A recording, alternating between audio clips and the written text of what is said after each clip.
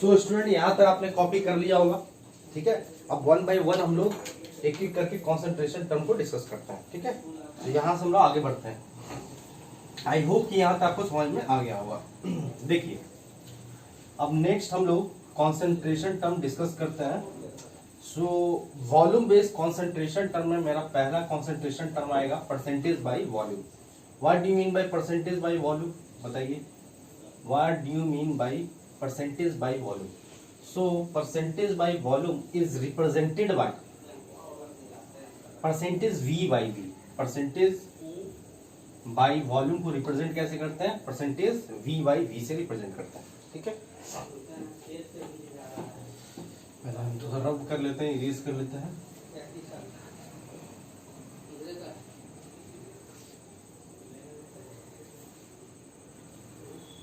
ठीक है, तो पहला हम लोग पहला टाइप करते हैं वॉल्यूम बेस्ड, और बड़ा लिखते हैं कि दिखिए आपको clearly. Volume based concentration term, volume based concentration term. तो सबसे फर्स्ट कॉन्सेंट्रेशन टर्म इसके अंदर आता है जो हमने सब बेसिक कॉन्सेप्ट केमिस्ट्री में भी डिस्कस किया है। पहला टर्म आएगा आपका percentage by volume. Percentage by volume को हम लोग रिप्रेजेंट करेंगे परसेंटेज वी बाय वी। क्या डेफिनेशन होगा? डेफिनेशन बड़ा सिंपल है कि volume of solute in ml present per 100 ml of solution is known as percentage v by v। मतलब कि 100 ml ऑफ सॉल्यूशन में कितने ml सॉल्यूट है उसे बोलते हैं परसेंटेज v बाई v। बड़ा सिंपल है, इसका फॉर्मूला देखो। फॉर्मूला सिंपल है, percentage v by v is equal to क्या हो जाएगा? ऊपर वाले v को लिख सकते हैं वॉल्यूम ऑफ सॉल्यूट, नीचे वाले v से वॉल्यूम ऑफ सॉल्यूशन। परसेंटेज निकालना है तो into 100। This is the formula of percentage v by v। बड़ा सिंपल फॉर्मूला है।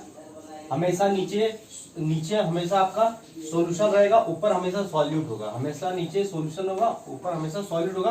केवल एक केस में नीचे क्या आएगा? सॉल्वेंट आएगा। ध्यान रखिएगा, बड़ा सिंपल चीज बता रहे हैं आपको। तो यहाँ पे परसेंटेज v बाई v है तो ऊपर वाले v से वॉल्यूम ऑफ सॉल्यूट, नीचे वाले v से volume of solution into 100 percentage. ये हो गया formula percentage v by v का।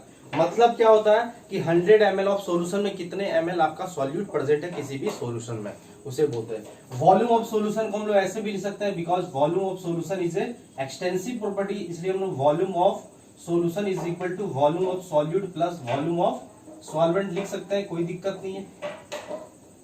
ये volume is a extensive property. Example, अगर मान लो कहीं पे ऐसा लिखा हुआ suppose 30% v by v of alcohol, 30% v by v of alcohol ऐसे लिखा हुआ इन सॉल्यूशन, किसी भी सॉल्यूशन में ऐसा लिखा हुआ है, तो आप क्या समझोगे? इस तरह से अगर लिखा हुआ है, या इन एक्वस सॉल्यूशन, कोई दिक्कत नहीं। इन सॉल्यूशन ही लिख देते हैं, कोई दिक्कत नहीं। इन सॉल्यूशन अगर इस तरह से लिखा हुआ है, इसका मतलब क्या समझोगे कि 100 ml ऑफ सॉल्यूशन में आपका 30 ml अल्कोहल प्रेजेंट है। हम लोग लिखते हैं इसका मीनिंग। इसका मीनिंग क्या हो जाएगा? 100 ml of solution contain 30 ml of alcohol. यहाँ पे अल्कोहल मेरा क्या रिप्रेजेंट कर रहा है? यहाँ पे अल्कोहल मेरा रिप्रेजेंट कर रहा है सॉल्यूट। हम आपको पहले भी बताए थे कि हमेशा कॉन्सेंट्रेशन टर्म सॉल्यूट के टर्म में ही डिफाइंड होता है। Concentration term is always defined on the basis of amount of solute. तो यहाँ पे अल्कोहल क्या है? सॉल्यूट। तो 30% v by v of alcohol in solution, present in solution बोल सकते हैं। ये एक सॉल्यूशन में आपका अल्कोहल का परसेंटेज v बाई v कितना है? 30 है। मतलब 100 ml ऑफ सॉल्यूशन में 30 ml अल्कोहल है, ठीक है। मतलब कि यहाँ से क्लियर लिख सकते हैं वॉल्यूम ऑफ सॉल्यूट कितना आ रहा है? Volume of solute is equal to हो जा रहा है आपका 30 ml। और वॉल्यूम ऑफ सॉल्यूशन कितना है? अगर हम 100 ml मान के चल रहे हैं, परसेंट में डील कर रहा है, तो वॉल्यूम ऑफ सॉल्वेंट कितना हो जाएगा? जो भी यहाँ पे सॉल्वेंट होगा इस सॉल्यूशन में, तो volume of solvent 100 minus 30 70 ml आपका सॉल्वेंट है। आया समझ में? ये आपका सिंपल फॉर्मूला हो गया परसेंटेज v बाई v। एक बार सारा डिटेल में डिस्कस कर लेते हैं, फिर एक दो क्वेश्चन भी कर लेंगे इसमें। दूसरा कॉन्सेंट्रेशन टर्म आता है परसेंटेज वेट बाय वॉल्यूम। दूसरा कॉन्सेंट्रेशन टर्म क्या है? Percentage weight by volume. इसको ध्यान से देखो, इसको हम लोग रिप्रेजेंट कैसे करते हैं? Percentage W by V, percentage weight by volume. इसको कैसे डिफाइन करेंगे? Weight of solute in gram present per 100 ml of solution is known as percentage weight by volume. 100 ml of solution में कितने ग्राम ऑफ सॉल्यूट है उसे बोलते हैं percentage W by V। तो फॉर्मूला क्या हो जाएगा? परसेंटेज W बाई V का बड़ा सिंपल फॉर्मूला है। परसेंटेज W बाई V का फॉर्मूला हो जाएगा, ऊपर वाले W से क्या लिखेंगे? Wait of solute, wait of solute. नीचे वाले V से क्या लिखेंगे? Volume of solution. हमेशा याद रखना, नीचे सॉल्यूशन होगा, ऊपर सॉल्यूट होगा, और परसेंटेज चूंकि निकालना है तो इंटू 100 करेंगे परसेंटेज निकालने के लिए। तो परसेंटेज W बाई V क्या होता है? Weight of solute upon volume of solution into 100 percentage. ध्यान रखिएगा, ठीक है? क्लियर है यहां तक? Percentage W by V is equal to weight of solute upon volume of solution into 100 percentage. फिर से बता देते हैं कि 100 ml ऑफ सॉल्यूशन में कितने ग्राम ऑफ सॉल्यूट प्रेजेंट है उसे बोलते हैं परसेंटेज वेट बाय वॉल्यूम। आया समझ में? यहां भी volume of solution is equal to क्या ले सकते हैं? Volume of solute plus volume of solvent. अब जैसे देखो, इसका एग्जांपल एक हम समझा दें आपको। अगर मान लो कहीं पे ऐसा लिखा हुआ है, सपोज एग्जांपल केस में देखो, अगर मैं ऐसा लिख दिया आपको 25% W by V of urea या ग्लूकोज प्रेजेंट इन सॉल्यूशन, किसी सॉल्यूशन में इस तरह से आपको दे दिया है परसेंटेज W बाई V के कॉन्सेंट्रेशन टर्म में, क्या समझोगे? यहाँ पे ग्लूकोज क्या है? यहाँ पे ग्लूकोज रिप्रेजेंट कर रहा है सॉल्यूट। हमेशा बताए थे कि जब भी आपका कॉन्सेंट्रेशन टर्म होगा वो किसके लिए डिफाइंड होता है? किसके बेसिस पे? सॉल्यूट के बेसिस पे। तो अगर कहीं पे ऐसा लिखा हुआ है 25% W by V of glucose, ठीक है, present in solution, it means हम लोग कह सकते हैं कि 25 या ऐसे बोल सकते हैं 100 ml of solution, 100 ml of solution contain 25 gram of what is glucose. मतलब कि 25% W बाई V का मतलब होता है कि 100 ml ऑफ सॉल्यूशन में 25 ग्राम ग्लूकोज है। आया समझ में? ये मतलब समझ में आना चाहिए। अगर आपको कहीं पे लिखा हुआ है परसेंटेज B बाई V या आपको परसेंटेज W बाई V लिखा हुआ है तो इसका मतलब, इसका डेफिनेशन, इसका फॉर्मूला भी पता होता है। फॉर्मूला तो कुछ भी नहीं है। परसेंटेज V बाई V है तो volume of solute upon volume of solution into 100। Percentage W by V है तो wait of solute upon volume of solution into 100। Definition समझ में आ रहा है? 100 ml ऑफ सॉल्यूशन में कितने ml ऑफ सॉल्यूट है उसे बोलते हैं परसेंटेज V बाई V, और 100 ml ऑफ सॉल्यूशन में कितने ग्राम ऑफ सॉल्यूट है उसे बोलते हैं percentage W by V। I hope कि यहां तक आपको क्लियर हो गया होगा। आगे बढ़े? क्लियर है यहां तक? चलिए मिटा दें, यहां तक नोट कर लिए। थर्ड हमारा जो सबसे इंपॉर्टेंट कॉन्सेंट्रेशन टर्म है वॉल्यूम बेस्ड कॉन्सेंट्रेशन टर्म के अंदर आता है, that is molarity, which is very very important for this chapter.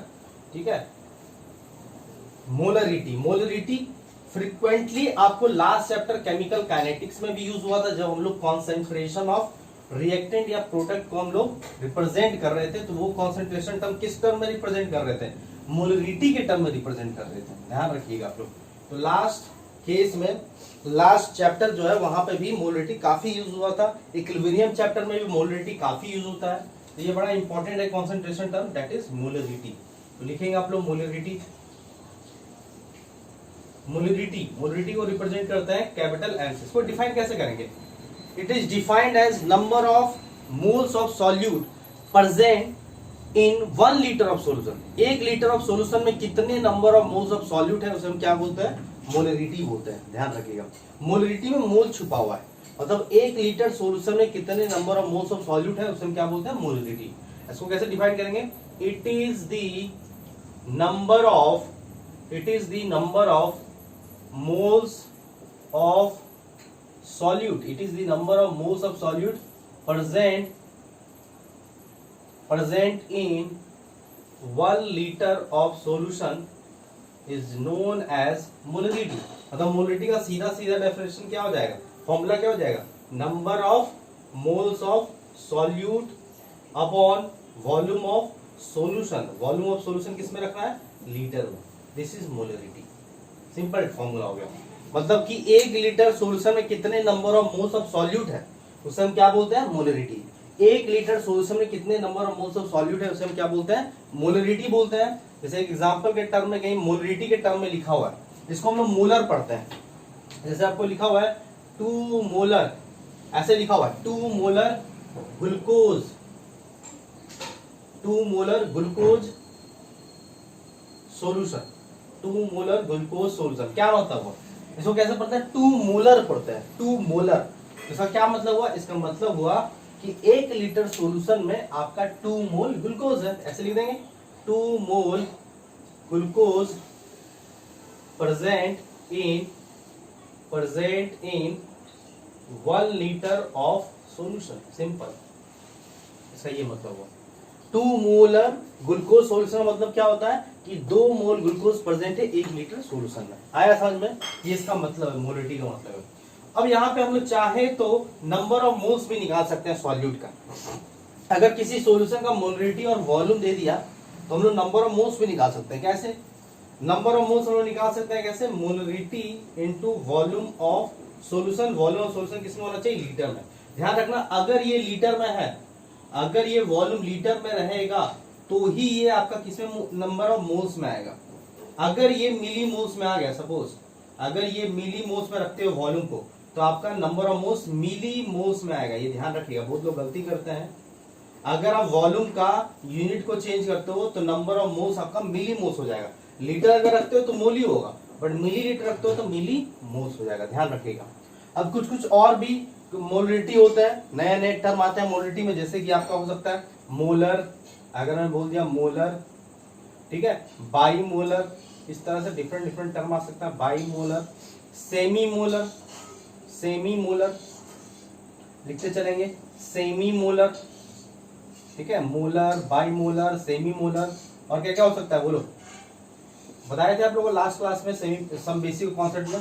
Semi molar, या हो सकता है आपका डेसी मोलर, ठीक है, डेसी मोलर के अलावा और क्या हो सकता है? सेंटी मोलर, सेंटी मोलर, या हो सकता है पेंटी मोलर, पेंटी मोलर, या हो सकता है मिली मोलर, मिली मोलर। तो ये सब टर्म आ सकता है। मोलर को रिप्रेजेंट करता है केवल कैपिटल एम से, बाई मोलर को 2m से, सेमी मोलर को m/2 से, डेसी मोलर को m/10 से, सेंटी मोलर को m/100 से, और पेंटी मोलर को m/5 से, और मिली मोलर को m/1000 से। ये सब सारा चीज हम लोग डिस्कस कर लिए थे। तो ये सभी टर्म आता है, ध्यान रखिएगा। Molar, bi molar, semi molar, deci molar, centi molar, penti molar और मिली मोलर। हम लोग मोलर को कैसे लिख सकते हैं? मोलर का मतलब होता है कि 1 mole of solute present in 1 litre of solution, 1 litre of solution. इसका ये मतलब हो गया। अगर कहीं भी लिखा हुआ है बाई मोलर, इसका क्या मतलब हुआ? इसका मतलब हुआ 2 mole of solution, 2 mole of solute, ऐसे लिखते हैं 2 mole of solute, 2 mole of solute present in 1 litre of solution. अगर सेमी मोलर लिखा हुआ है मतलब कि half mole of solute present in 1 litre of solution. अगर कहीं पे लिखा हुआ है डेसी मोलर, क्या मतलब हुआ? 1/10 मोल, 1/10 mole of solute present in 1 litre of solution. अगर कहीं पे सेंटी मोलर लिखा हुआ है तो क्या मतलब है? 1/100 mole of solute present in 1 litre of solution. कहीं पे अगर पेंटी मोलर लिखा हुआ है तो क्या मतलब है? 1/5 mole of solute present in 1 litre of solution. कहीं पे अगर मिली मोलर लिखा हुआ है तो क्या मतलब है? 1/1000 mole of solute present in 1 litre of solution.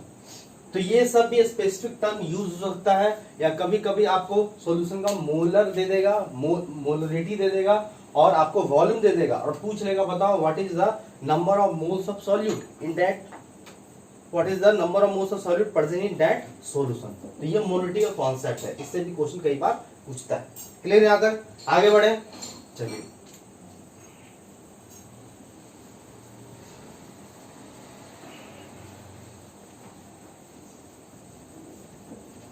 Next आता है नॉर्मलिटी, जो कि इस चैप्टर में उतना ज्यादा यूज नहीं होगा, ये रेडॉक्स रिएक्शन में ज्यादा यूज हुआ है, तो फिर भी आप लिख लेंगे फॉर्मूला, कम से कम फॉर्मूला लिख लेंगे। इस चैप्टर में तो यूज नहीं होगा, फिर भी आप लिख लेंगे नॉर्मलिटी के बारे में, ठीक है। ये सब रेडॉक्स रिएक्शन में ज्यादा यूज होता है, टाइट्रेशन में ज्यादा यूज होगा नॉर्मलिटी। तो फोर्थ हमारा कॉन्सेंट्रेशन टर्म है नॉर्मलिटी। नॉर्मलिटी को रिप्रेजेंट करते हैं कैपिटल एन से। नॉर्मलिटी और मोलरिटी में ऑलमोस्ट डेफिनेशन सेम है, फॉर्मूला भी ऑलमोस्ट सेम है, ठीक है। नॉर्मलिटी को रिप्रेजेंट करता है कैपिटल एन से। इसको कैसे डिफाइन करते हैं? It is the number of gram equivalent. It is the number of gram equivalent, या कभी कभी हम लोग इक्विवेलेंट ही डायरेक्ट बोल देते हैं। It is the number of gram equivalent present in 1 litre of solution is known as normality. चाहो तो डेफिनेशन लिख लो, it is the number of gram equivalent. It is the number of gram equivalent, या कभी कभी इसी को direct equivalent भी बोल देता है। It is the number of gram equivalent present in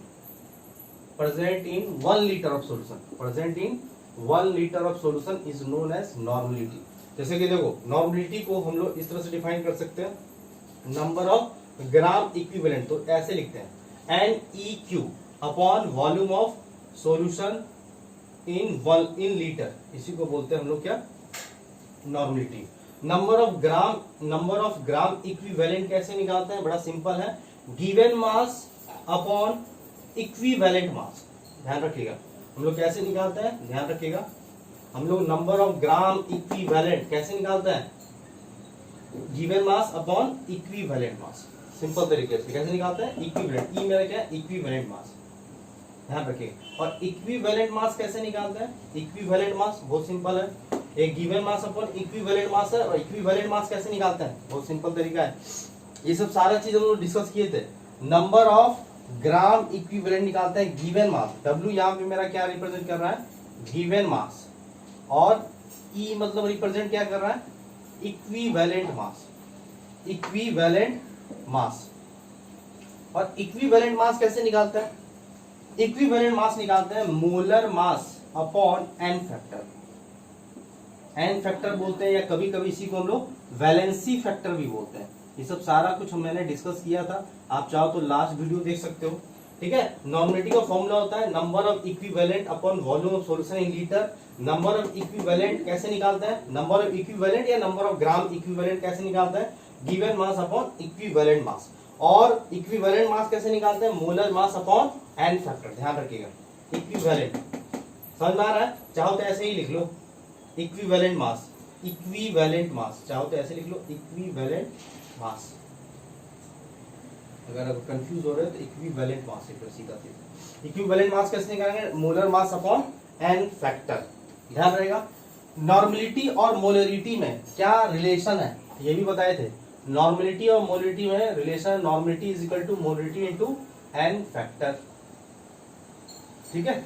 number of equivalent, number of gram equivalent, number of gram equivalent is equal to, इसको रिप्रेजेंट करते इक्विवेलेंट मास को यहाँ पुट करते तो molar mass upon N factor. तो given mass upon molar mass क्या हो जाएगा? नंबर ऑफ मोल्स, और नीचे एन फैक्टर ऊपर आ जाएगा, तो यहाँ पे एन फैक्टर, मतलब number of gram equivalent is equal to number of moles into N factor हो सकता है, ठीक है। अगर आपको नॉर्मलिटी दे दिया किसी सॉल्यूशन का, वॉल्यूम ऑफ सॉल्यूशन दे दिया, तो हम लोग नंबर ऑफ ग्राम इक्विवेलेंट ऐसे भी निकाल सकते हैं, normality into volume of solution. अब ये याद रखना, अगर ये आपका लीटर में है तो ये आपका ग्राम इक्विवेलेंट निकलेगा, नंबर ऑफ ग्राम इक्विवेलेंट निकलेगा। अगर वॉल्यूम ऑफ सॉल्यूशन अगर आप निकाल लिए सपोज मिलीलीटर में रखते हो, तो आपका ग्राम इक्विवेलेंट आपका मिलीग्राम इक्विवेलेंट हो जाएगा, मिलीग्राम इक्विवेलेंट हो जाएगा। ध्यान रखिएगा, ये सब यूनिट चेंज करने पे ये सब भी चेंज हो जाता है। अगर आप वॉल्यूम ऑफ सॉल्यूशन को लीटर में रखो तो नंबर ऑफ ग्राम इक्विवेलेंट में होगा, अगर मिलीलीटर में रखते हो तो मिलीग्राम इक्विवेलेंट में आएगा आपको नंबर ऑफ ग्राम। तो ये कॉन्सेप्ट है नॉर्मलिटी का। N factor is valency factor. N factor हम आपको बताए थे कि एसिड के लिए क्या रूल्स था, बेस के लिए क्या रूल्स था, उसके बाद आपको बताया था पॉली एटॉमिक के लिए क्या रूल्स था, ऑक्सीडाइजिंग एजेंट, रिड्यूसिंग एजेंट के लिए क्या रूल्स था, या सॉल्ट के लिए क्या रूल्स था, गैसियस के लिए क्या रूल्स था, ये सब सारा मैंने बता चुका हूँ, ठीक है। तो आप सब बेसिक कॉन्सेप्ट ऑफ केमिस्ट्री का देखो लेक्चर या रेडॉक्स रिएक्शन में भी बताया गया होगा, जब पढ़ाया गया होगा तो वहां भी आप ये चीज देख सकते हो। ठीक है, तो ये आपका वॉल्यूम बेस्ड कॉन्सेंट्रेशन टर्म यहाँ पे कंप्लीट होता है। ठीक है, क्लियर है यहाँ पे? तो आगे बढ़े, बेटा यहाँ पे यहाँ तक नोट कर लिए। आई होप कि यहाँ तक आपको समझ में आ गया हो। तो जल्दी से कॉपी कीजिए, जल्दी से। तो नेक्स्ट मेरा कॉन्सेंट्रेशन टर्म आता है आपका कौन सा? मास बेस्ड। मास बेस्ड कॉन्सेंट्रेशन टर्म में भी 4 टर्म है, लिख लीजिए जल्दी से। मास बेस्ड कॉन्सेंट्रेशन टर्म, मास बेस्ड कॉन्सेंट्रेशन टर्म में पहला आएगा आपका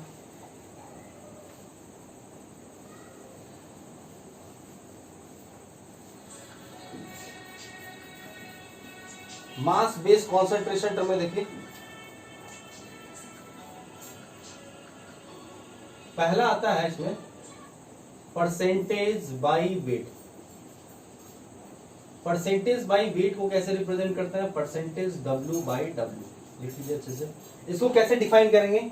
it is the number of, it is the weight of solute in gram present in 100 gram per 100 gram of solution is known as percentage W by W। Weight of solute in gram present per 100 gram of solution is known as percentage W by W। मतलब 100 gram of solution में कितने gram of solute है उसे बोलते हैं percentage W by W।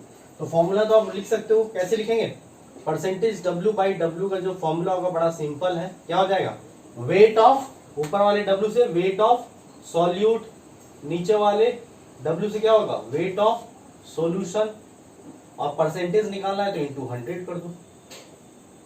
ठीक है, this is the formula of percentage W by W। मतलब 100 ग्राम ऑफ सॉल्यूशन में कितने ग्राम ऑफ सॉल्यूट है। ठीक है, या वेट ऑफ सॉल्यूशन को आप लिख सकते हो, क्योंकि वेट भी क्या एक्सटेंसिव प्रॉपर्टी है, हम लोग लिख सकते हैं wait of solute plus weight of solvent लिख सकते हैं इजीली, कोई दिक्कत नहीं है। मतलब जितना वेट ऑफ सॉल्यूट और सॉल्वेंट को ऐड कर दो तो यही हो जाएगा वेट ऑफ सॉल्यूशन। क्लियर है? जैसे कि अगर मैं इसमें एग्जांपल बताऊं, कहीं पे अगर ऐसा कुछ लिखा हुआ है, क्वेश्चन में लिखा हुआ है सपोज 20% W बाई W, ठीक है, यूरिया सॉल्यूशन।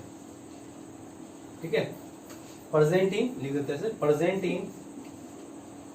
In solution. क्या लिखा हुआ है कि 20% W by W urea present in solution. मतलब यूरिया यहाँ पे क्या रिप्रेजेंट कर रहा है?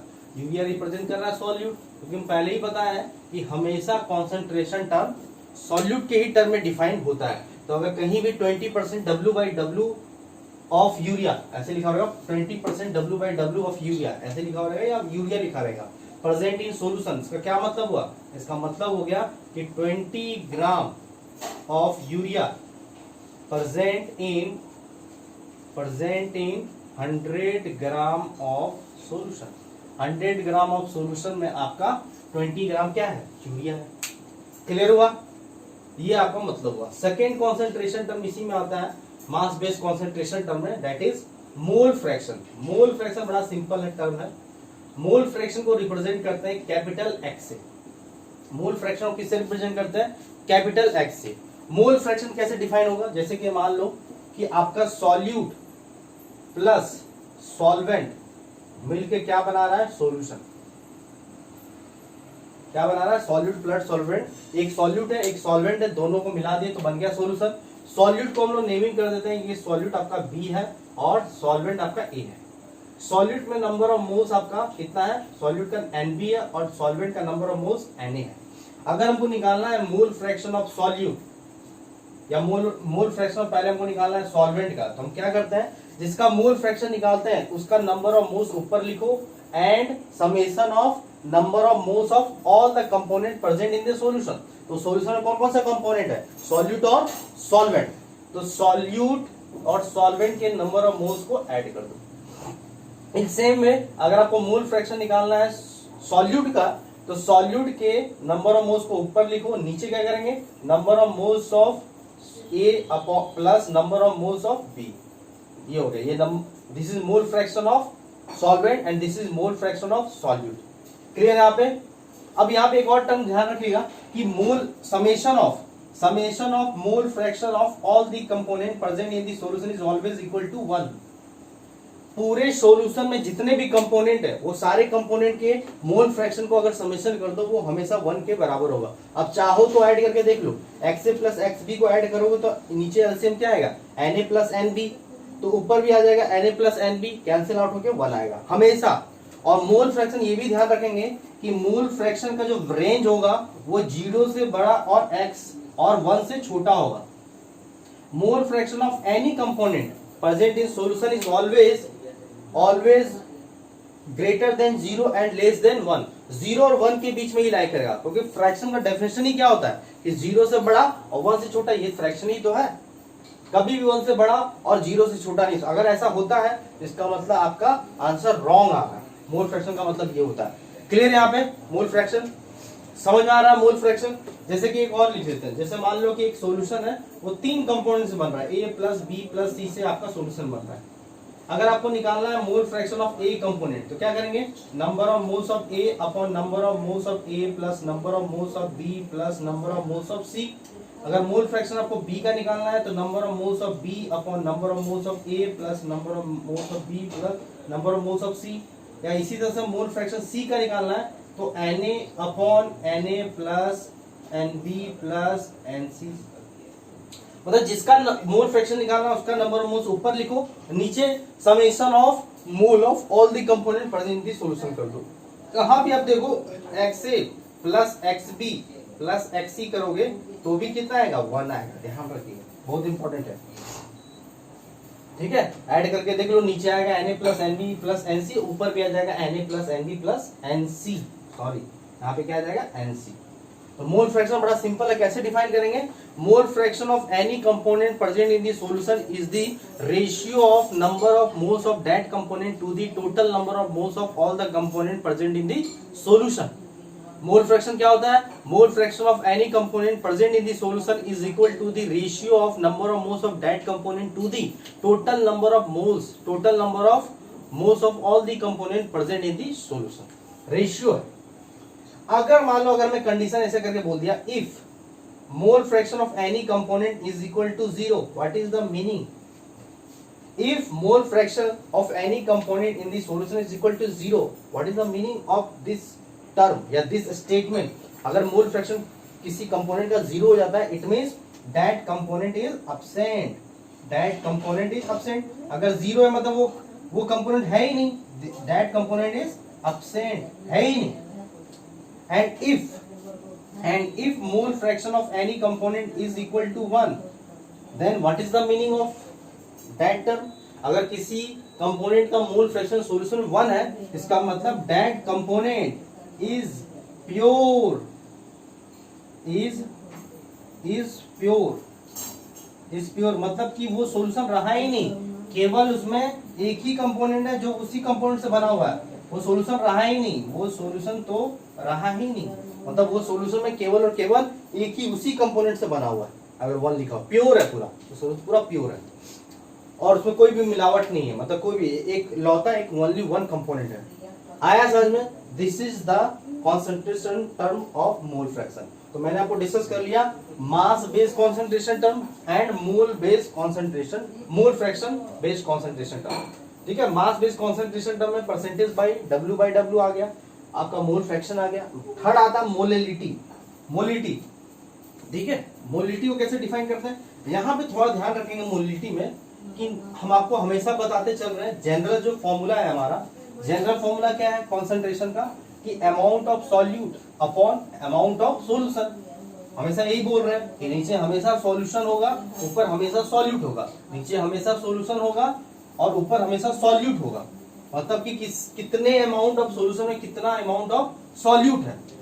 ठीक है, बट एक केस में नीचे क्या आ जाएगा, सॉल्वेंट आ जाएगा। वही एक केस क्या आपको याद रखना है, दैट इज मोलिलिटी।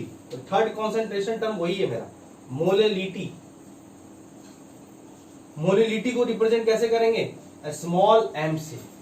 मोलिलिटी को किससे रिप्रेजेंट करेंगे, स्मॉल m से। इसका डेफिनेशन क्या हो जाएगा, it is the number of moles of solute present in 1 kg of solvent, solution नहीं सॉल्वेंट। यहीं पे थोड़ा ध्यान रखना है, इसको स्टार भी लगा देता है। इसको रिप्रेजेंट करता है स्मॉल m से, number of moles of solute upon weight of solvent, solution नहीं सॉल्वेंट, और सॉल्वेंट को वेट किस में रखना है, केजी में। ये इंपॉर्टेंट, बहुत इंपॉर्टेंट है, ठीक है। यहाँ पे सॉल्वेंट आता है, ध्यान रखिएगा थोड़ा सा। हर केस में नीचे सॉल्यूशन आता था, बट इस केस में आपका सॉल्वेंट आएगा। सिर्फ एक लौता टर्म, एक लौता कॉन्सेंट्रेशन टर्म यही है। इसका मतलब क्या हुआ, इसका मतलब जैसे अगर लिखा हुआ 2 molar glucose, 2 molar glucose solution, क्या मतलब हुआ, इसका मतलब हो गया कि 2 mole of glucose present, 2 mole of glucose present in 1 kg of solvent, 1 kg of solvent, मतलब 1 kg ऑफ सॉल्वेंट में आपका 2 मोल क्या है, ग्लूकोज है। 2 मोलर, इसको क्या पढ़ते हैं, मोलल। अगर कैपिटल एम है तो इसको मोलर पढ़ते हैं, अगर स्मॉल एम है तो क्या पढ़ते हैं, मोलल पढ़ते हैं। ये मतलब है, ध्यान रखिएगा। और एक और बात ध्यान रखते हैं, जिस तरह से मोलरिटी का आपको टर्म बताए थे डिफरेंट डिफरेंट, जैसे कि molar, semi molar, bi molar, penti molar, centi molar, deci molar, ठीक है।